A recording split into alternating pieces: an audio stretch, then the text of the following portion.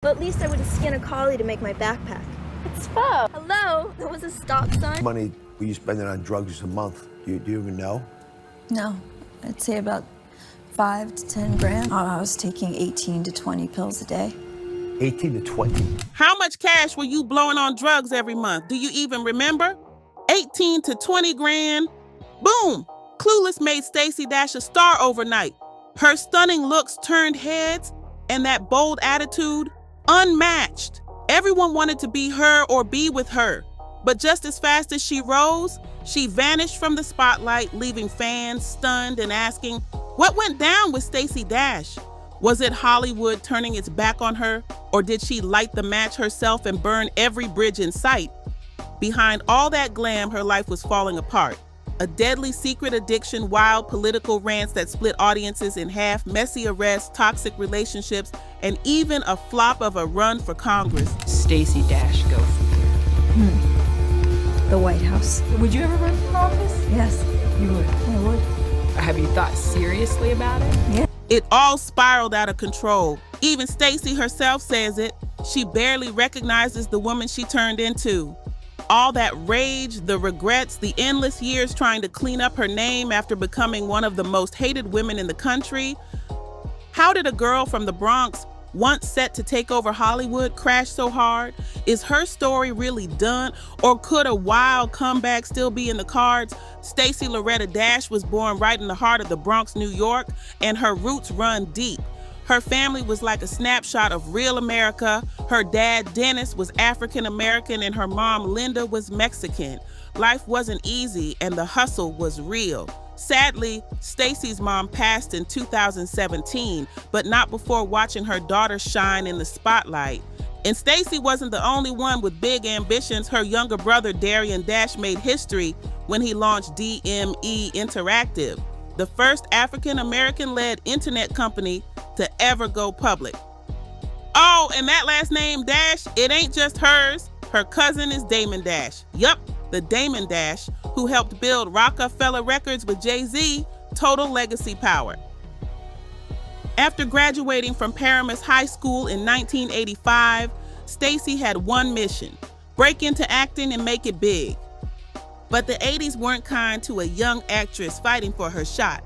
She picked up small gigs, like a quick role on The Cosby Show in '85 and a blink and you missed it part on the short-lived series TV 101, which got axed after just 13 episodes. She popped up in flicks like Moving with Richard Pryor and Mo Money, but none of it gave her that breakout moment. Then boom, 1995 changed everything. One word: Clueless. Even though Stacey was 28, she had the world convinced she was a high schooler. Her role as Dionne, pure fire, the stylish ride-or-die bestie with savage one-liners and flawless fits. The movie was a massive hit and turned her into an icon. It even led to a spin-off series, and Stacey kept slaying the role until 1999. After that high, the jobs didn't stop, but the glow dimmed. She did smaller films, popped up in guest spots on shows like CSI, and even starred in Kanye West's All Falls Down music video. In 2006, she posed for Playboy and even tried to boss up with her own lingerie line. She was still hustling, just on a whole new wave. When Celebrity Circus called, Stacey didn't just show up, she went all in. She trained with a broken rib and still came out as the runner-up. That's some next level grit. But while she was dazzling the cameras, something way darker was brewing underneath, a secret that nearly tore it all down. For years, Stacey was hiding a battle that was eating her up inside. And when she finally spoke the truth on the Dr. Oz show, jaws dropped. She admitted to popping 18 to 20 Vicodin pills a day, every single day. And she didn't blame anyone. No doctors, no scripts. She owned it. This was my choice, she said. The physical pain had faded long ago, but the pills filled a different kind of hole, one deep inside her. They numbed the anger, slowed her spinning thoughts, made the chaos feel calm. But that fake peace, it came at a deadly price. That's how it grabs you, slow, silent, and smooth, until it's got you locked in a cage you can't see. And by the time you notice, it's already shut tight. Even Dr. Oz was stunned. 20 pills a day? He couldn't believe it. Do you know how expensive that is? He asked. And Stacy, she didn't dodge the truth. She knew she hadn't just lost cash. She lost everything that actually mattered. How much money were you spending on drugs each month? Do you even know? He pressed. But this wasn't Stacy's first run-in with addiction. It started way back when she was just 16 years old. Somebody put a line of coke in front of her, and she took it. One line. That's all it took to flip her whole world. She was already holding pain that no teenager should ever carry, and those drugs promised to erase it all. But that was the lie. The high never fixed the hurt. It just buried it deeper. During that Dr. Oz interview, she dropped another heavy truth. Her parents had been fighting their own demons for years. Addiction ran deep in her family. For the longest time, she questioned if they ever really loved her. But now, after battling the same beast herself, she finally gets it. They did love me, she said. They were just sick. Addiction had robbed them, just like it tried to rob her. Before she even stepped onto Dr. Oz's stage, Stacy made a powerful post on Facebook. She called her addiction her deepest, darkest secret. Whoa, but she wasn't hiding anymore. She also celebrated something major. 5 years sober. 5 years of digging deep, healing, and learning who she really was underneath all the pain. But to understand her struggle, you've got to look at where it started. Stacy's childhood wasn't easy, not even close. At just 4 years old, she went through something no child should ever face. A teenage acquaintance of the family harmed her in a way that left lasting emotional scars. At that age, she couldn't fully grasp what had happened, but the impact stayed with her. Growing up in the South Bronx in the 70s and 80s meant being surrounded by real danger, crime, drugs, and trauma. That environment made pain feel normal. She got used to it, expected it. Then at 16, someone offered her cocaine, and for a moment, it felt like the pain disappeared. But the relief was temporary. Once it wore off, the emptiness hit even harder. She found herself stuck, chasing an escape that always slipped away. She felt lost, overwhelmed, and isolated. At her lowest, she couldn't see a way forward, like there was no exit. That's how deep the struggle went. Everything Stacy went through shaped how she saw the world, even her stance on social programs. From her perspective, giving people things without letting them earn it strips away their purpose. And without that sense of purpose, she believes folks can slip into depression, addiction, and toxic cycles that are hard to break. In her early 20s, while still caught up in drug use, Stacy found herself in a relationship that nearly broke her spirit. Her boyfriend was abusive, but he was calculated.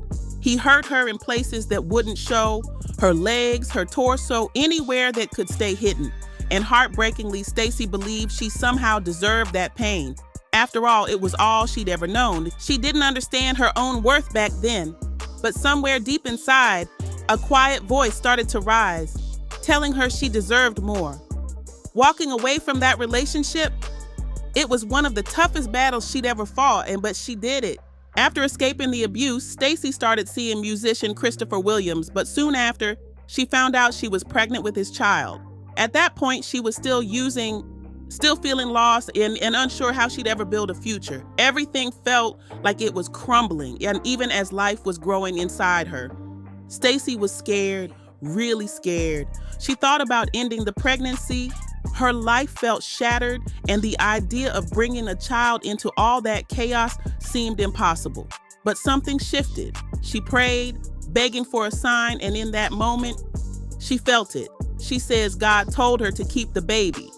Right then and there, she pulled the IV out of her arm and walked out of that clinic just like that, and no turning back. Now, Stacy's a mom to 2 kids, Austin and Lola, and she keeps it real with them.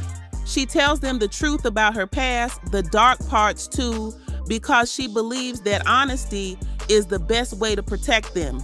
She wants them to know, no matter how bad life gets, you can make it through. You can rise from anything.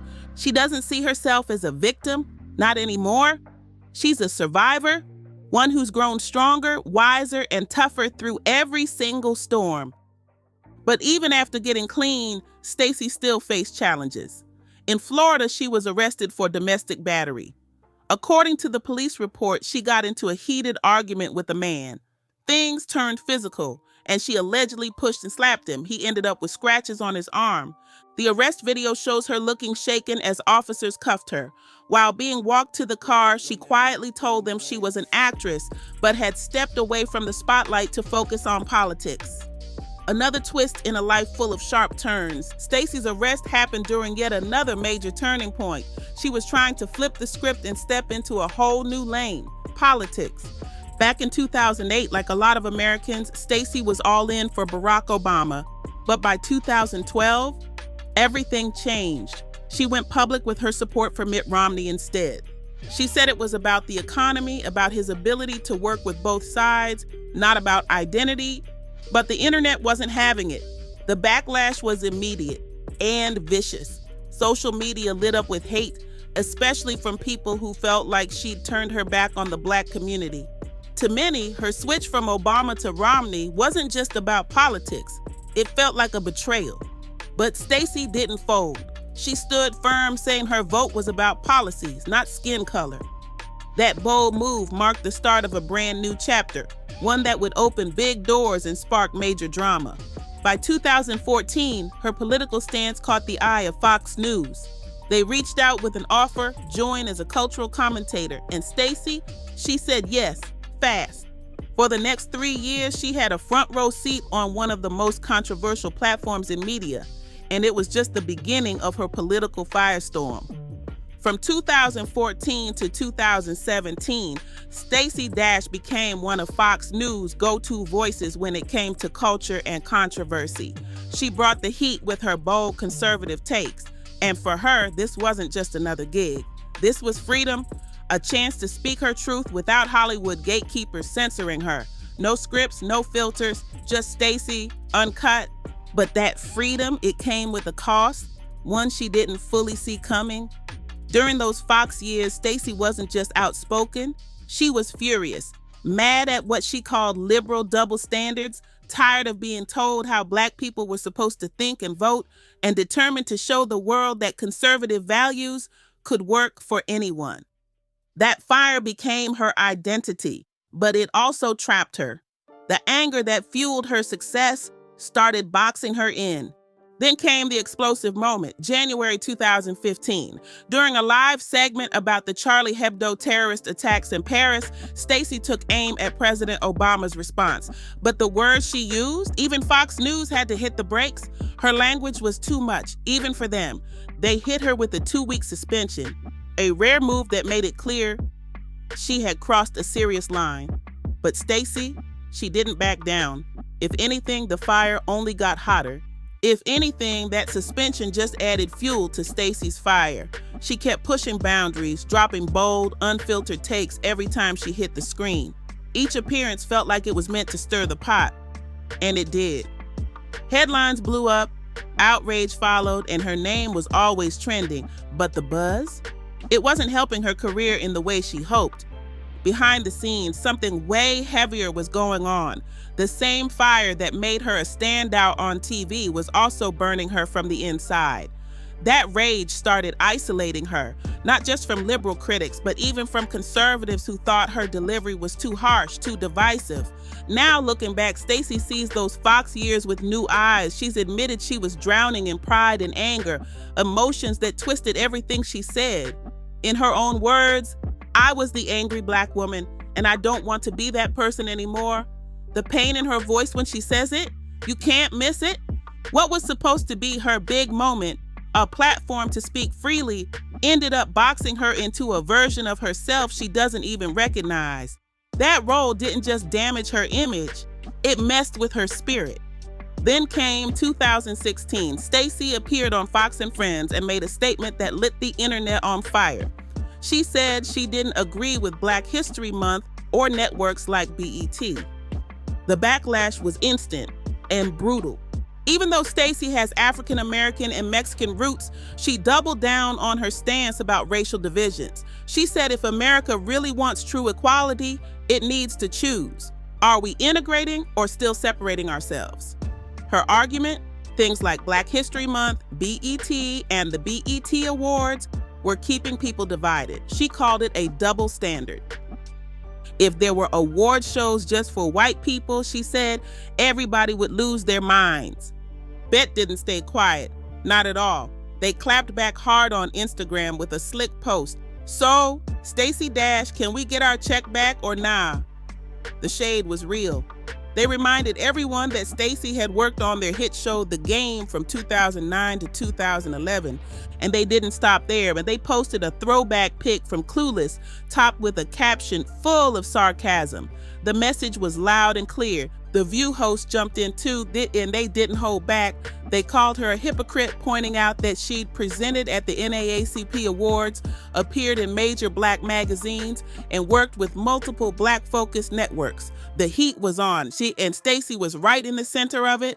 Whoopi Goldberg didn't hold back. She hit Stacy with facts saying Black History Month and BT exist because Black history isn't taught enough in schools.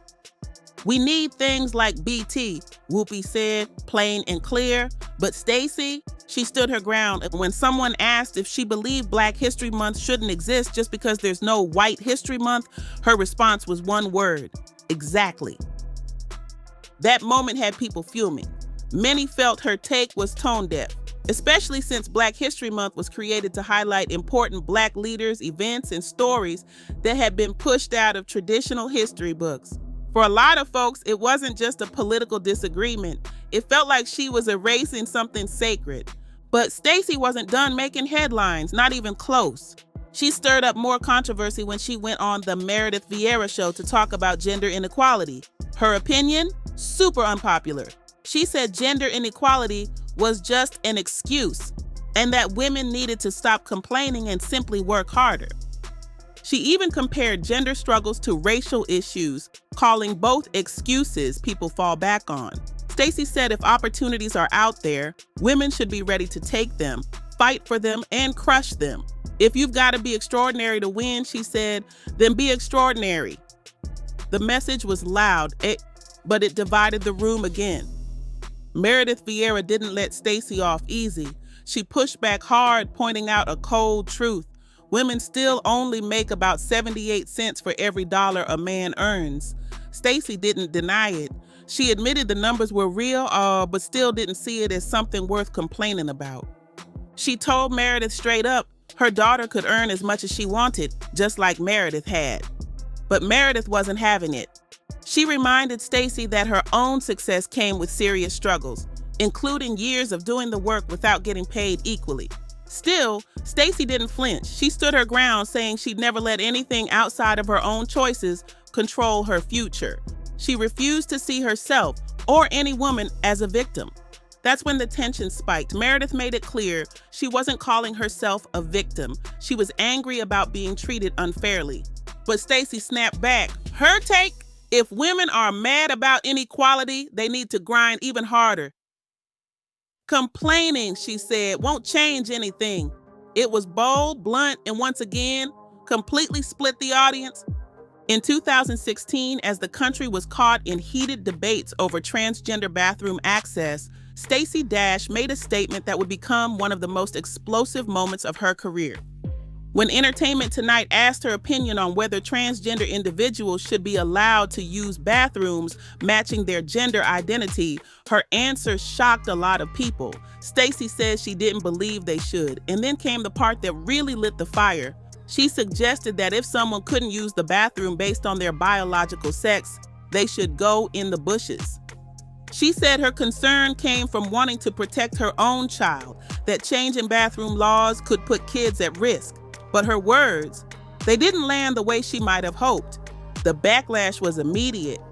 Critics slammed the comment as offensive and deeply disrespectful to the transgender community, a group already facing real struggles when it comes to safety and acceptance.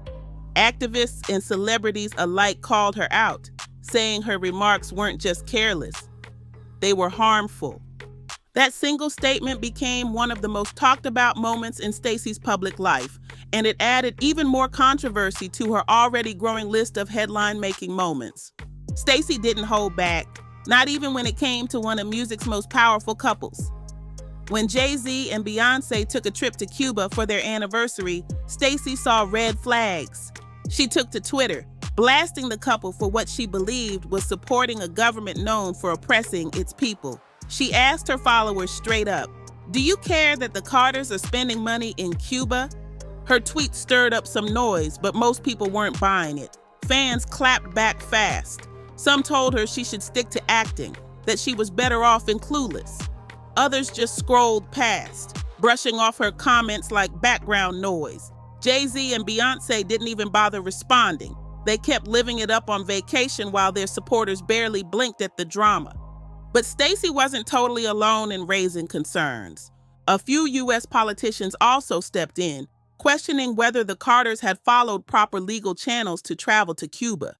At the time, American travel to the island was under tight restrictions.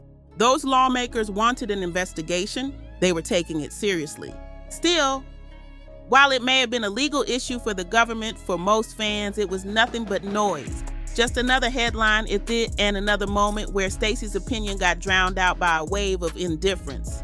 One of Stacy Dash's most damaging moments on Fox News came during a serious segment about safety on college campuses. The topic? A university's decision to ban sorority members from fraternity parties in an effort to protect them from sexual assault.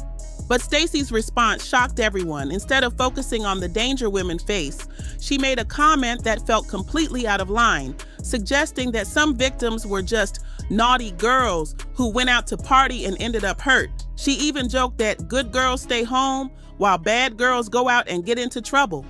Viewers were horrified. Her words came off like she was blaming the victims and not the attackers, and people didn't hold back. Social media blew up, calling her out for making light of an issue that already causes so much pain.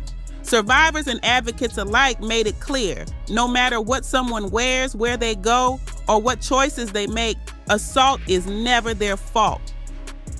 After the storm of criticism, Stacey did apologize. She said she was just trying to be funny, but for most, it didn't land as a joke. It landed as victim blaming, and the damage had already been done. Critics didn't hold back. They said Stacey was reckless for making light of such a serious issue and had no business speaking on topics she clearly didn't understand. Even though she apologized, a lot of people still felt hurt, and for many, the damage was already done. Her reputation took a major hit, and the backlash followed her everywhere. But in February 2018, Stacey decided to raise the stakes and stepped even deeper into the political ring. She announced she was running for Congress in California's 44th district as a Republican. It was a bold and risky move. That district is a solid Democratic stronghold, which meant her chances of winning were slim from the jump. But Stacey believed she could be a voice for people who felt left behind by the system. She wanted to bring conservative values into one of the bluest corners of the state and flip the script on the political establishment. What followed? A brutal campaign trail. The media dragged her. Critics swarmed her every move, and the pressure didn't just hit Stacey, it hit her family too. Constant hate, interviews twisted out of context, and endless negativity made the race unbearable. By March 2018, just 1 month after announcing her run, Stacey pulled out. She said the chaos of campaigning was too much for her family to handle. Another big move, cut short. And it wasn't just her family, it was her own mental health that took a hit too. That decision to step back showed something big. Even someone as loud, bold, and unapologetic as Stacy Dash has her breaking point when the heat gets too intense. Her shift from Democrat to Republican came with a heavy price. Supporting Mitt Romney in 2012 and later, Donald Trump sent shockwaves through her fan base, especially in Hollywood. Some of her longtime supporters felt like she turned her back on the Black community and the issues that matter most to them. The fallout? Major. She lost acting roles, the offers stopped coming in, and the criticism never let up. But her battles weren't just political, they got physical too. Stacey ended up in a life-threatening situation after developing a drug-induced kidney infection, a direct result of her past struggles with addiction. Doctors weren't sure if she'd pull through. It was that serious. Even after surviving that, she faced a brief relapse. But she didn't let it be the end of her story. She chose recovery again, for real this time, and committed to staying sober. Now she's using her voice in a new way, warning others about the dangers of addiction and showing that it's never too late to take back your life. Stacy Dash's story is a roller coaster, full of highs, hard falls, and a whole lot of lessons. She's made mistakes, no doubt, but she's also owned them, fought to grow, and is now trying to turn her past into purpose. Whether people choose to forgive her or not, she's focused on becoming better and helping others avoid the same traps. That's a wrap on this one. Catch you next time.